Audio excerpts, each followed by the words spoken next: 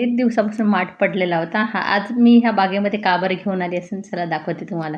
आज बघा आपण काय करूया, जेवढी माती आहे ना तेवढी समप्रमाणात रेती घेतलेली आहे आणि याच्यामध्ये मी थोडंसं टाकणार आहे वर्मी कंपोस्ट. 1 ते 2 मूठ टाकते किंवा एक कुंडी छोटी टाकली तरी चालेल, पण मी बघा एवढं टाकलेलं आहे. याच्यामध्ये 1 ते 2 चम्मच मी आता हळद टाकून घेते.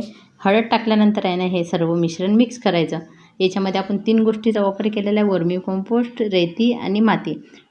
तुम्ही रेत थोडी जाड असेल ना तरी खूप छान याची ग्रोथ होते, कारण आधीची जी कटिंग आहे ना ते तुम्हाला थोड्या वेळाने दाखवते. इतकी हेल्दी असल्यामुळे त्याच्यामध्ये खूप जाडसर असे खडे मिळाले, त्याच्यामुळे त्याची ग्रोथ खूप छान झालेली होती. आणि आता सगळं मिश्रण आपण एका छोट्या टोपल्यात भरून घेऊ, ज्याच्यावर माठ उघडा ठेवला की व्यवस्थित राहणार. मधल्या भागात आपण माठ लावून घेऊया. व्हिडिओ पूर्ण बघा, खूप छान टोपियारी तयार होते आपली. आणि एक टोपियारी बनवली आणि ते सुंदर वाटले की हळूहळू हा प्रवास सुरू होते जेट प्लांटचा.